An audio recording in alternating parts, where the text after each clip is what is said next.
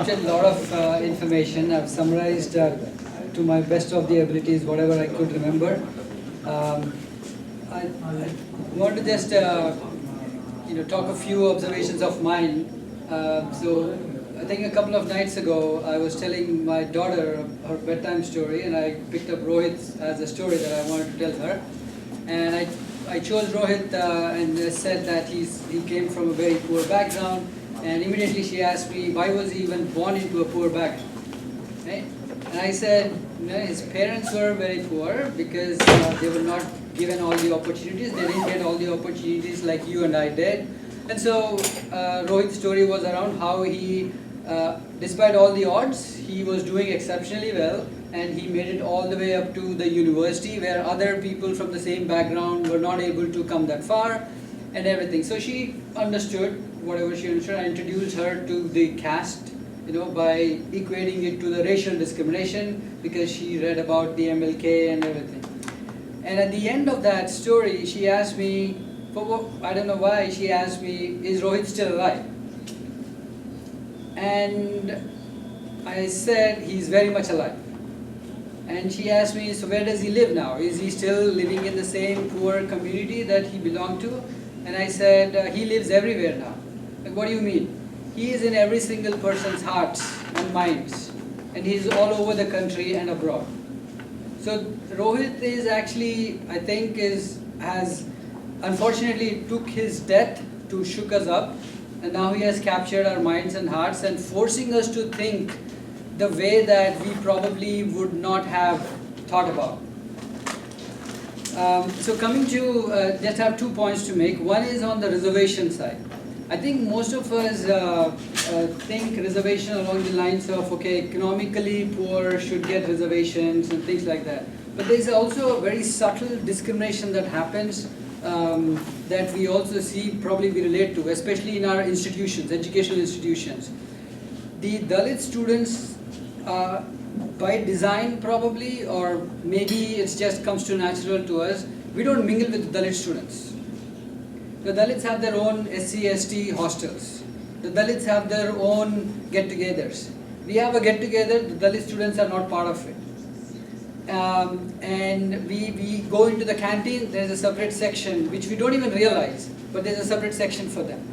So this is a much more widespread. So even if you're economically sound, even if you're financially well off, the tag that has been attached to you, the Dalit, will still be your identity. Just like what Rohit was saying, every form of human expression has been just reduced to one single, point of agenda, which is the tag that it has been given to you. So I think that is a bigger challenge. And that's where reservation to a certain extent will help overcome. It's not the economical or financial statuses, it's mostly this other kind of discrimination we see in institutions. And if you move away, take a step back, it's also much more prevalent at the grassroots level. Like Rohit's mother suffered that discrimination at that level. Obviously we will never be exposed to that kind of an environment or that kind of discrimination. So that is, I think, very important to realize and acknowledge and do something about it. And the second thing is the universities. Universities is where we claim to build our future, who are going to build the future of our country. And it's the same institutions we then curb our students from discussing, debating all these things. So what kind of a message are we giving to the students, to our kids, that hey, university is not the place where you can discuss, debate, agree, argue and do all those things. So where else would they go? Would they have to go to the streets and fight? Right? They are legitimately doing they did a beef festival. Right? Rohit did a beef festival for which again there were a lot of problems. And I asked my daughter the same thing. My daughter chose not to eat chicken. All by herself. One day she came in and said, how do you guys eat chicken? I don't want to eat chicken. And that was the end of the conversation. Neither does she stop us from eating chicken or we force her to eat chicken. The same thing with having a beef festival. Rohit did it, but some people did not like it. Okay, you don't have to go and participate in that. It's your choice. He's not forcing anything upon you. So universities, I think, should be, and everybody agreed that politics has no business within the university campus. It should be left outside of the university, right? So just to summarize what we have discussed, that the one good thing that came out of this discussion is something very tangible, is everybody agrees that we need to support the Dalit students.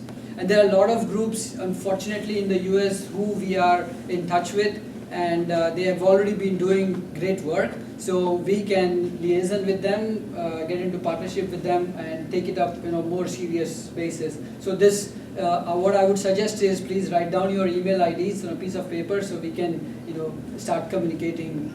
So that's one good thing.